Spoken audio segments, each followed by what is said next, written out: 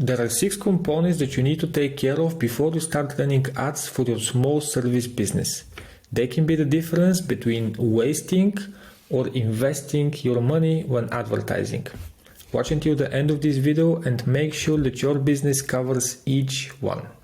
And we're going to start with the ideal customer profile. It is crucial for you to have one because it's the only way to make sure that your ads and any kind of messaging that you put out there will resonate with your target audience.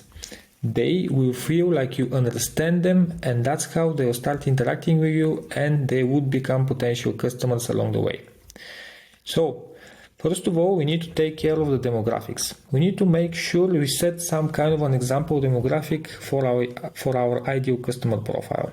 We can set their age, their gender, their income, their location, whether they're married or not, if that makes any kind of sense to our product or our service. I'm going to be talking mainly about services in this video, so most of what you hear along the way will be connected in some way to a service. Now, goals and interests. Do they have any kind of specific goals? Do they have any kind of interests or hobbies? Make sure you write this down. And then, what do they do in their free time? Is it in some way related to our service? Can we maybe put something out there as a message or as an ad, of course, that is related to what they do in their free time? And then, of course, what are their pain points? What is something that we can solve for them? What is something that we can trigger through our messaging on our ads that will make them click on the ad and then interact with us? What would they like to be solved? Is there any kind of specific problem that they want us to solve for them? How urgently would they like it to be solved? This is really connected to the phase of problem awareness that they are right now. Maybe they don't even know that they need your solution. Or maybe they already know that there is a burning problem out there, but they just don't know about your service and about your solution. So based on that and based on how urgent it is, their problem to be solved, that's how you can change your message according to it. What are some of the competitors' tools that they use? Maybe there is some other solution that they're using already. Maybe there is another service that is already being used, and now you need to position yourself in a better way than your competitors. And then also, which social media do they use? Maybe you think that they will be all over TikTok, but actually no, maybe they will be only on Facebook. Maybe they're a more adult demographic, so that's why you need to be more on the Facebook. It really depends. There's always a difference. Then what are some common mistakes that we do once we build up our ideal customer profile? First of all, we as founders and as business owners think that we're our own ICP. Maybe we are building a solution that we needed before, and that's why we think that we're exactly like our ICP, which can actually be a very wrong mindset, so I wouldn't really advise on doing that. Do your proper research, talk with potential customers, talk with people who you think might be interested, build up your research based on that rather than what you think would be necessary. Then only the demographics are covered rather than going into detail. This is also a common mistake, relying only on assumptions rather than talking with potential and current customers. Now I know how inconvenient it would be for you to interview different people, to speak with your current customers, maybe to feel awkward. But if you don't do that and if you don't have a customer profile, then it's very hard to grow further with your business. And then it's also about updating the ICP or the ideal customer profile, because it might be changing. You might be seeing that actually your solution is helping a different kind of persona, so you might be changing that as well. And then also maybe you're ignoring the competitors. Maybe you're not doing any kind of competitor analysis. That's also wrong, because if there are competitors and if something is working for them, then you need to know what it is, and then you can also implement it in your own business. And then we also have an example of an ICP here with a interior designer business owner. We have her name here, Amanda, 47 years old, in Manchester. She has kids and she also has an annual income of $190,000. Then she has interests of plants, traveling, decorating, and her challenges, which is one of the most important points here. Can figure out social media and what she needs to do to make her business visible there and start getting leads. So for example, this ICP would be for some kind of a marketing agency that is trying to target those people specifically and help them with their social media and how they can get leads. Then we have the steps on how she can fix that. One of the ways is to partner up with a marketing agency so she can establish her digital sales funnel, manage her social media, and provide her with leads. One kind of marketing agency that works exactly with interior designers is Deck Vision. That is my agency, but I digress. And she also has some kind of goals to build an online presence and to also get more people to see what she can do for them as an interior designer. We also have illustrations and sources of information. So there are many different ways you can detail everything about the ICP. This is one kind of template that we use, but you can also use another kind of template. It doesn't really matter as long as you have everything written down and you refer back to it when the time comes. Now, before I move on to the second component, I just want to let you know that down below in the description, you will find a link where you can download this cheat sheet and you can refer to it as many times as you'd like. Later on, there is no need for you to always come back to this video. Just download the cheat sheet and take a look at it whenever you have the chance. Just make sure you watch until the end of this one so you can also understand my thought process behind every little component. So going into the second one, and that is the main social platform. You need to choose where will you be marketing, where will you be running your ads, and also where will you be posting organic content. Current main platforms are Facebook and Instagram, LinkedIn, X, Threads, YouTube, TikTok. So you need to choose the one that is most suitable to the situation. Some of the ways you can choose yours is, first of all, researching where your ideal customer is, just like we talked about a few minutes ago or a few seconds ago. You see where they spend the most time. Then you can also start with the platform that you can be most consistent at.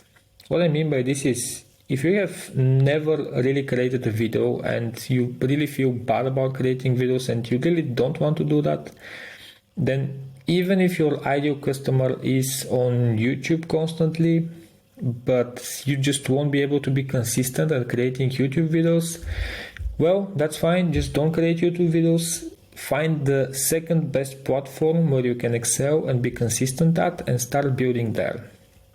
And it's all about having one main platform, and then you can also have other side platforms once you scale.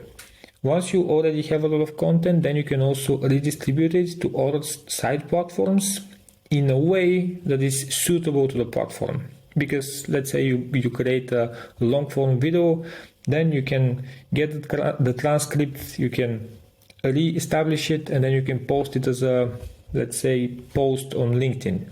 So make sure you choose one main social platform.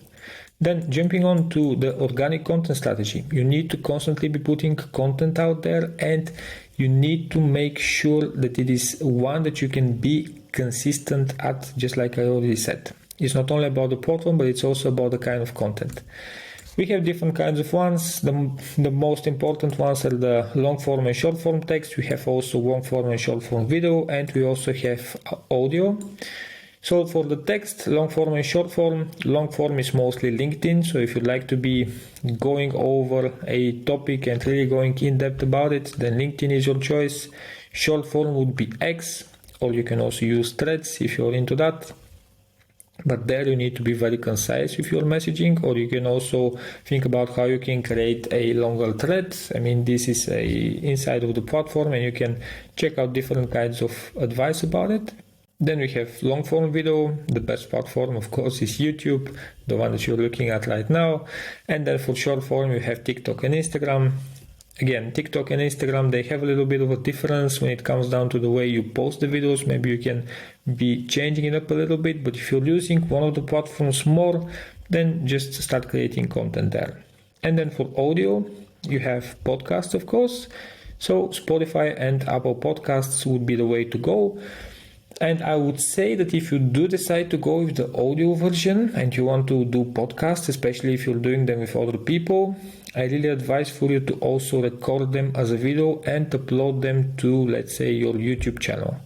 It really goes hand by hand. Some people, especially nowadays, if your podcast is interesting and it has an interesting guest, they will sit down and watch through the YouTube video rather than just listening to it as an audio. Alright, we have 3 of the components done. Now let's go into the 4th one, and the 4th one is the marketing funnel.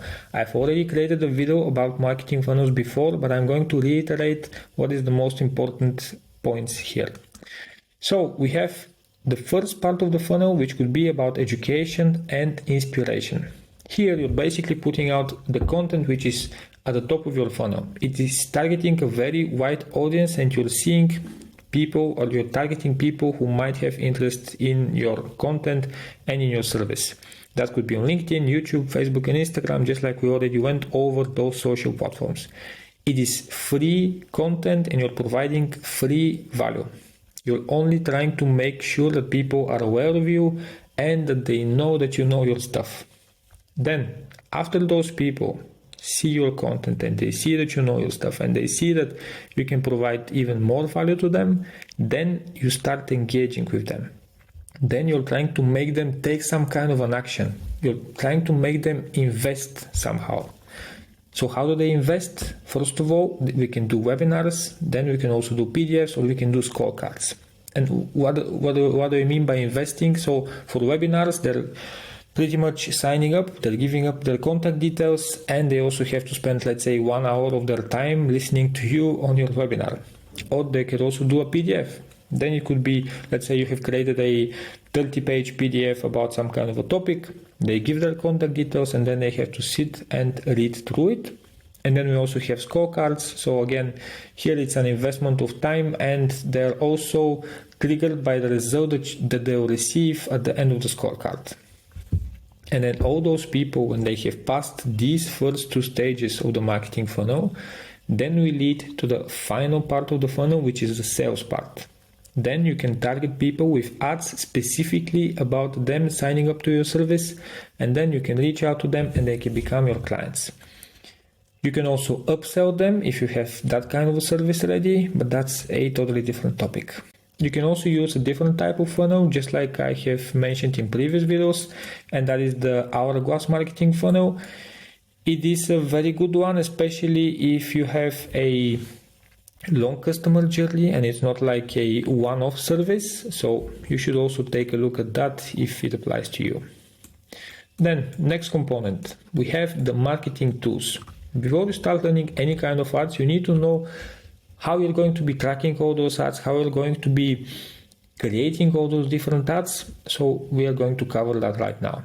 First of all, we have the CRM, where you're going to keep all your different leads. Yeah, you'll be running marketing, you'll be having this kind of effort, but if you don't really know what's happening with your leads, then I don't really see the point of even starting those ads. So first of all, we have the CRM. The classic option here would be an Excel, where you're just filling out the details of all the people who have signed up as a lead. This will be very time consuming, but I guess for the first business you can try that out. Another better way would be to use a website builder if people are going to be filling up the form on your website. So you can do it on Wix, Squarespace, WordPress, depends on your website builder. And you can also do a standalone version. You can use HubSpot for that, Salesforce. Or if you're a little bit more tech savvy, you can also use Zapier and just make your own integration. You can check the guides from Meta and Google about integration, and there you can see all the different options that they have about CRMs. Now, once we have figured that out, we also need to see how we're going to be creating those ads. And before we even start doing any kind of designs and videos, we need to check our competitors. That will be one of the best ways to get inspiration for our ads. One way is to use the My Ad Finder. This is a plugin for Google Chrome, or you could also be using the Facebook Ads library or the Google Ads Transparency Center. These two, you can pretty much see any kind of ad that is running out there on Facebook or on Google Ads. Then moving on to the creative. How do you create your designs? Well, you have pretty much these 3 options that I have been using. They're the most budget ones, and anyone who is a beginner can use them. So we have Canva, that is for static images and also for videos. Then we have CapCut, which is mostly for videos. And you have Colors, which is about color palettes. If you're bad at color matching, just like I am, then you need to make sure that you use this one. And then copywriting, this will also be needed for your ads. One of the best tools to use is ChatGPT, or you can use any other AI writing tool, just like Writer here. But the main point of this is that first you write the text and then you use AI to enhance it. You're not asking AI to create your text. The moment I see elevate your journey or something like that, it's just clear that ChatGPT has been used. Don't be that type of guy. Okay, and then jumping into the sixth component, and that is the leads, outreach, and nurture. As I said, this specific cheat sheet is for small businesses that are offering services. So when you're offering a service, people need to fill out a contact form. They're not going to be just buying your service out of the blue in some kind of website. You might need to contact them and then make a discovery call with them, an offer call, and etc. So they fill out a contact form for your service. That contact form could be on your website. What I propose for you to do is to call within 1 hour. Especially if your service is a high ticket one, then you don't want to miss people. The moment they become hot, meaning that they have provided the contact details and they want your service, call them immediately. There is no need for you to play it like a big shot and wait 1 or 2 days before you even call them. Call them immediately, and then you have pretty much 2 options. The first one is if they don't pick. So if they don't pick, you can create an automation and you can send emails to them constantly so you can keep them hot. And on top of that, you can also call them daily for a week. Again, it's better for you to be calling them rather than just leaving up a lead and leaving it up to chance if they will contact you again or not. Then if they do pick up on the first time, or if they do pick up during your calls for a week, then you need to qualify them for your service. You could also qualify them on the contact form here on the website, but I'm guessing that you would also need to ask a couple more questions to make sure that they really do fit your service. And then if that's the case, you can book a second call, which could be an online meeting, let's say, where you're either trying to understand more about their problem and what you need to do for them as a service, or you can immediately sell them on the next meeting. It could be an online call, by the way. It could also be a live meeting if you're a local business. So it's really up to you, and also it depends on your free time. And then once we have this, we could also be sending them an SMS to confirm the meeting 2 hours before it actually happens. This, from one side, is about a better customer service. It really shows a VIP approach to the person. And on the other side, it's also about you, because you're reminding people in case they have forgotten. Because if they have, then you have to be getting ready for a meeting which might not even happen. Alright, and that's it. These were the 6 components that I wanted us to cover in today's video, and these are pretty much the 6 components that you need to go over if you're a small business offering a service. Now, again, as I said, you can download this cheat sheet and use it again later and refer back to it. You just need to access the link down below in the description. And just like I always say, remember, never settle for average.